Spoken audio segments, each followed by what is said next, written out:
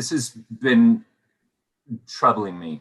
Do you think that debt is a legacy that can be passed on in the same way that an inheritance is? Debt.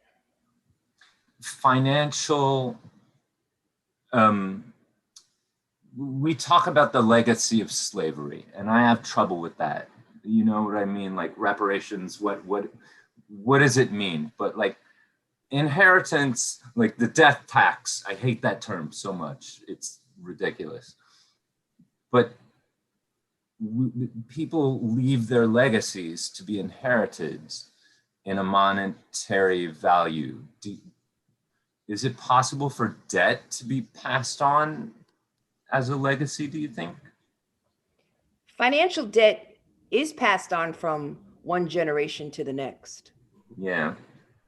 It's a reason why people of African ancestry are so low on the economic totem pole, because we inherit debt. We inherit the legacy of our forefathers, of our parents. It's interesting, during these twin pandemics or triple pandemics, the pandemic of COVID-19, which has disproportionately affected people of color, the pandemic of racial injustice is something which is clearly passed on, and then even health, in a certain extent, we passed that on through our DNA, and then the whole economic malaise that we find ourselves in. We're in the African American community is sort of in a deep depression, and that's been passed on. So we pass on all of those attributes. But the question is, for me, because I wake up drunk on hope every day, is we're in a new normal. How do we reimagine? How do we reimagine policing? How do we reimagine economic development and economic initiatives for women and for people of color who are essential workers who are being laid off? How could we focus on health impacts, diabetes, heart disease, you name it, we've got it all. We lead in every category. We've got to reimagine. We're in a new normal, and we just have to start thinking outside the box to improve the lives of all people, but particularly those who are disproportionately impacted.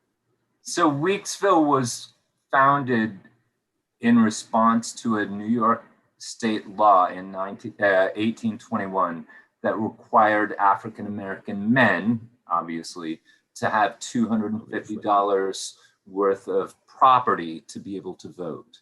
And at the same time, it abolished that law for whites. And Weeksville was a response to that.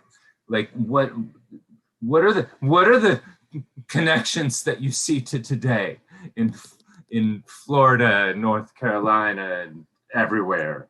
I mean, look at what's happening in Florida, and I believe another state, where individuals who are formerly incarcerated cannot vote, and or they have to pay off all of their debts. Right? Debts, yes, debts. And so, to his credit, Mayor Bloomberg stepped forward, this billionaire, and paid off their debts. And now my colleague, my Republican Attorney General in Florida, wants to sue him. Yeah. Mm-hmm. Yep. And then there, I forget, it's either Texas or another southern state is again passing legislation that would stand in the way of one's franchise. And I'm forgetting what it was, but it had to do with debt as well.